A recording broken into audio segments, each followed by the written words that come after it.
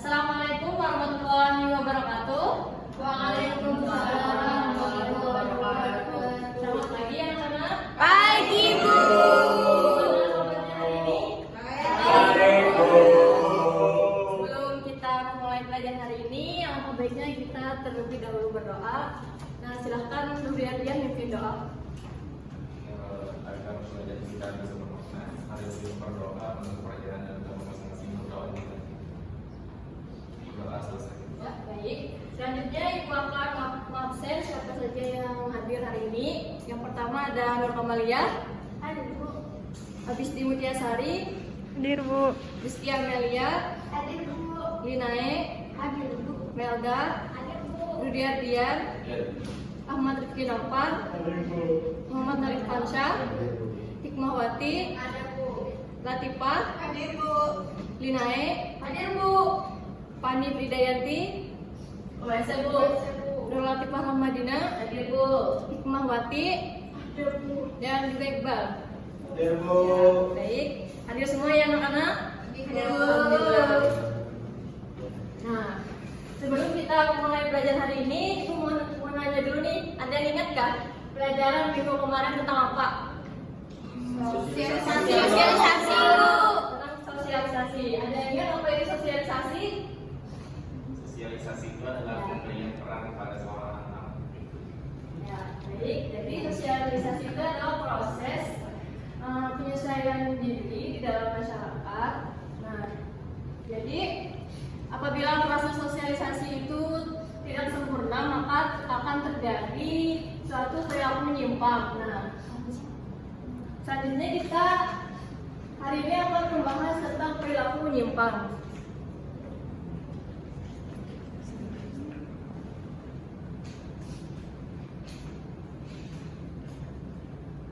Nah, tujuan pembelajaran kita hari ini yaitu setelah kegiatan pembelajaran ini diharapkan peserta didik dapat memahami dan mengidentifikasi perilaku menyimpang di dalam kehidupan masyarakat dengan tepat. Nah, yang pertama kita akan membahas tentang apa itu perilaku menyimpang. Nah, ini ada dua definisi menurut para ahli tentang perilaku menyimpang. Yang pertama ada James Zender. Ibu minta tolong untuk dibacakan, siapa yang mau?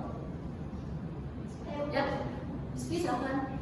Jadi perilaku menyimpang menurut James Zender adalah perilaku yang dianggap sebagai hal tercela dan di luar batas-batas toleransi oleh sejumlah besar orang. Ya, terima kasih. Nah, selanjutnya yang kedua ada Robert MZ Lawang. Siapa yang ingin membacakan? Ya, silakan. Perilaku menyimpang menurut Robert MZ Lawang, perilaku menyimpang adalah semua tindakan yang menyimpang dari norma-norma yang berlaku dalam suatu sistem sosial dan menimbulkan usaha dari mereka yang berwenang dalam sistem itu untuk memperbaiki perilaku tersebut. Nah, baik sekali. Itu tadi definisi perilaku menyimpang menurut para ahli yaitu James Zender dan juga Robert MZ Lawang. Nah, selanjutnya Ibu mau nanya nih, adakah yang bisa menyimpulkan dari dua definisi ini menurut pemahaman kalian? Apa sih perilaku menyimpang itu? Ada yang bisa? Rudi, silahkan. Ya, jadi menurut saya Bu, perilaku menyimpang itu adalah sebuah tindakan yang dimana tindakan tersebut melanggar norma atau di luar norma-norma dalam masyarakat sehingga tindakan tersebut bisa dianggap sebagai suatu hal yang tercela. Itu hal yang menyimpang di masyarakat. Itu sih Bu, perilaku menyimpang. Bagus sekali penjelasan dari Rudi, kita tepuk tangan dulu. Jadi definisi perilaku menyimpang itu yaitu setiap perilaku yang tidak sesuai dengan norma-norma yang terjadi di dalam masyarakat. Nah, selanjutnya kita bahas tentang apa saja faktor penyebab perilaku menyimpang. Nah, di sini ada 3. Yang pertama ada proses sosialisasi yang tidak sempurna. Ibu minta tolong bacakan Ahmad Rifki Nopan. 1. Ada proses sosialisasi yang tidak sempurna. Ketidaksanggupan menjaga nilai dan norma yang berlaku di masyarakat ke dalam kepribadiannya. Seorang individu tidak mampu membedakan perilaku yang pantas dan yang tidak pantas. Ini terjadi karena seseorang menjalani proses sosialisasi yang tidak sempurna. di mana agen-agen sosial tidak mampu menjalankan peran dan fungsinya dengan baik. Nah, baik sekali. Itu tadi penjelasan dari proses sosialisasi yang tidak sempurna. Jadi, proses sosialisasi yang tidak sempurna ini terjadi karena ketidaksanggupan menyerap nilai dan norma yang berlaku di dalam masyarakat ke dalam kepribadiannya. Nah, itu terjadi karena agen-agen sosialisasi itu tidak mampu menjalankan peran dan tugasnya dengan baik. Selanjutnya yang kedua adalah proses sosialisasi subkebudayaan menyimpang. Minta tolong kepada Hikmawati untuk membacakan. Yang kedua ada proses sosialisasi subkebudayaan menyimpang. Subkebudayaan menyimpang adalah suatu kebudayaan khusus yang normanya bertentangan dengan norma-norma budaya yang dominan. Unsur budaya menyimpang meliputi perilaku dan nilai-nilai yang dimiliki oleh anggota-anggota kelompok yang bertentangan dengan tata tertib yang ada di masyarakat. Ya, terima kasih Bu Hikmawati. Jadi, proses sosialisasi subkebudayaan menyimpang itu adalah suatu kebudayaan khusus yang normanya bertentangan dengan norma-norma yang dominan. Nah, contohnya itu misalnya perilaku menyimpang itu misalnya kayak terjadinya kalangan remaja dan lain sebagainya. Kemudian yang ketiga ada penyimpangan sebagai hasil proses belajar yang menyimpang. Nah, proses belajar ini melalui interaksi sosial dengan orang lain, khususnya dengan orang-orang berperilaku menyimpang yang sudah berpengalaman. Nah, itu contohnya bisa lewat media massa misalnya. Misalnya dari buku, majalah, koran. Jadi seseorang itu bisa meniru proses sosialisasi itu. Nah, selanjutnya kita bahas tentang apa saja sifat-sifat dari penyimpangan.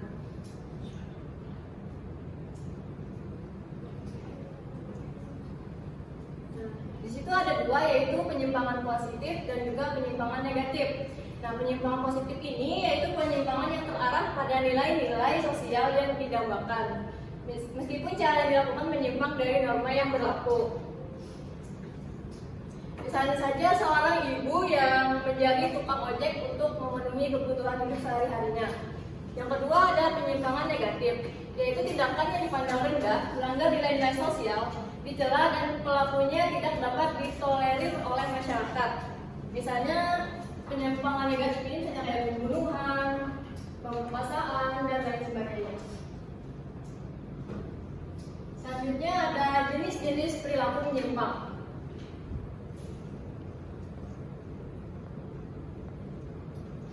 Nah, menurut Lemmer, penyimpangan dibagi menjadi dua bentuk, yaitu penyimpangan primer dan juga sekunder. Penyimpangan primer yaitu dilakukan seseorang, akan tetapi si pelaku masih dapat diterima masyarakat. Ciri penyimpangan ini bersifat temporer atau sementara, tidak dilakukan secara berulang-ulang dan masih dapat ditolerir oleh masyarakat. Misalnya saja pengemudi yang sesekali melanggar lalu lintas di jalan. Nah, selanjutnya yang kedua ada penyimpangan sekunder. Penyimpangan ini dilakukan secara terus-menerus sehingga para pelakunya dikenal sebagai orang yang berperilaku menyimpang. Contohnya saja seseorang yang melakukan pencurian, pembegalan dan lain sebagainya.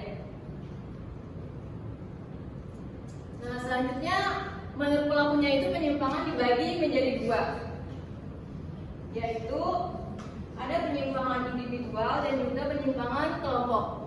Penyimpangan individual ini yaitu dilakukan oleh seseorang atau individu tertentu terhadap norma-norma yang berlaku di dalam masyarakat. Selanjutnya yang kedua ada penyimpangan kelompok. Penyimpangan kelompok ini dilakukan oleh sekelompok orang di dalam masyarakat yang melanggar norma-norma di dalam masyarakat. Nah, selanjutnya ada bentuk-bentuk perilaku menyimpang. Ibu mau tanya nih, ada yang tahu nggak bentuk-bentuk perilaku menyimpang di dalam masyarakat itu apa saja? Berikan contohnya. Di dalam kehidupan sekitar kalian, yang termasuk perilaku menyimpang itu seperti apa? Ya, silakan Lina. Contohnya pergaulan bebas pada remaja. Ya, bagus sekali. Salah satu contohnya yaitu pergaulan bebas remaja. Ada lagi yang mau menyebutkan contoh perilaku menyimpang? Ya, silakan Fani. Contohnya menggunakan narkoba dan membolos sekolah. Nah, ya, itu itu juga termasuk dalam bentuk perilaku menyimpang. Selanjutnya ada yang mau berpendapat lagi? Nah, silakan kalau kita Beloknya ketertarikan seksual, Bu. nah, dan itu juga termasuk ke dalam bentuk-bentuk perilaku menyimpang ya. Nah, di sini ada penyalahgunaan narkoba, ada kenakalan remaja, ada penyimpangan seksual, dan yang disebutkan oleh teman-teman kalian tadi. Dan masih banyak lagi bentuk penyimpangan yang terjadi di dalam kehidupan kita sehari-hari. Nah, itu tadi penjelasan tentang perilaku menyimpang. Selanjutnya Ibu akan membagi sebuah kelompok. Kita hitung dulu ya dari 1, 2, 3. 1, 2, 1, 2, 3, 4. 1, 2, 3, 1. 2. Ya. Jadi yang dapat nomor urutan 1 duduknya di sini, nomor urutan 2 di situ, nomor 3 di sini. Ye, nomor 3. 1 sih. Oh ya. Dua sama dua. 2 di sini, 3 di situ. Tiga di sini, Bang. Tiga di sini tak sih? Tiga di sini Aduh, ya, kan? guys. Ini 2 di sini. Coba. Ya, silakan lihat dulu. Beda kan? Dua mana dua? Satu mana Ini dua? 2 di sini, 2. Mas, 1 kali. Aku udah 3 di 3. Ada enggak? Bisa nyampe. Sudah kelompoknya masing-masing. Jadi kita membagi lembar konstruksi kelompok ya. Kasih Bu.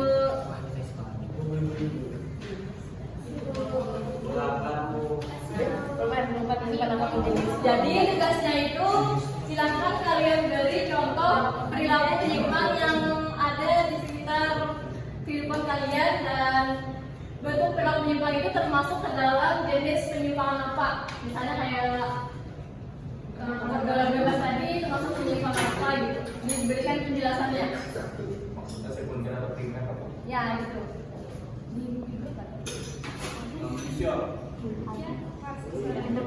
Silakan dikejar teman-teman. Mohon waktu ini memberi waktu ya. Silakan kerjakan. Individu, kata maksudnya sama individu. Enggak. Kalian berdiskusi. Ya, diskusi. Kedua, tiga, Ya. empat, di sini.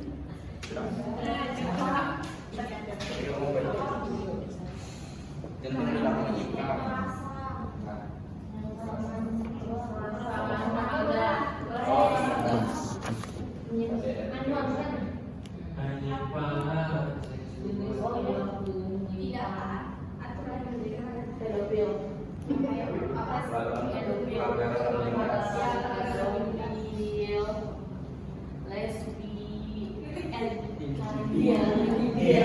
Diskusi banget ya. Sebutkan di situ Sudah bagus contohnya. itu termasuk jenis perilaku menyimpang apa? Di grup ada. Masih ada lebihan kertas loh.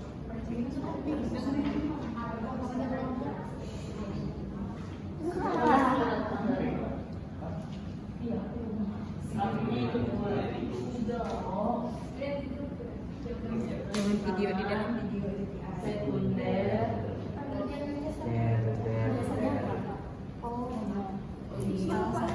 Karena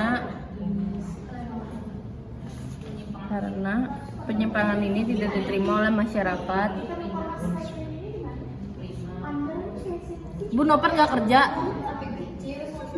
Sudah kerja saya. Masyarakat. Berikan alasannya ya ini. Dan pelakunya.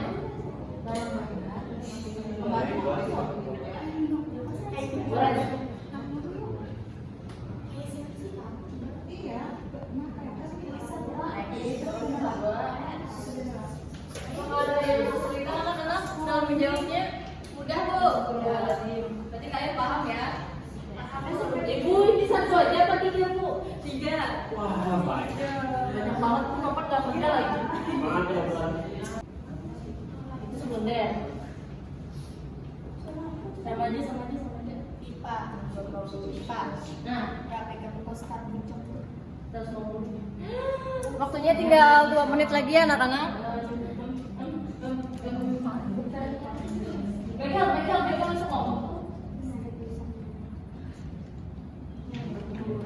Apakah ada yang sudah anak-anak? Belum Bu, ini lagi.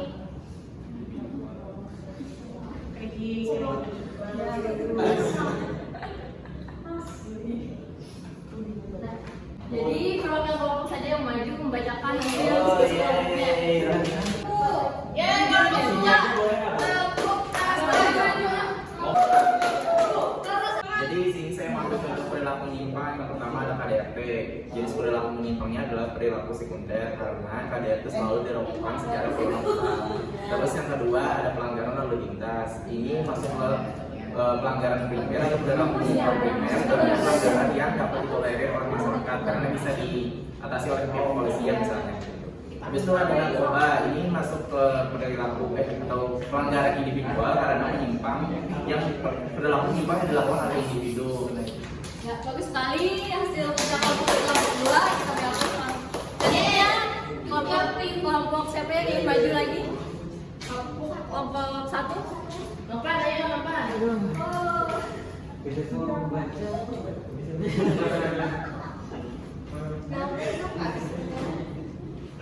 Yang pertama, contoh perilaku menyimpang yang pertama ada penyimpangan seksual, pedofil, LGBT, dan J. Jenis perilaku menyimpangnya penyimpangan sekunder karena penyimpangan ini tidak diterima oleh masyarakat dan pelakunya individu. Yang kedua ada korupsi dan juga pemabuk. Jenis perilaku menyimpangnya penyimpangan sekunder. Alasannya sama karena tidak diterima oleh masyarakat dan pelakunya individu. Yang ketiga contoh perilaku menyimpangnya ada begal.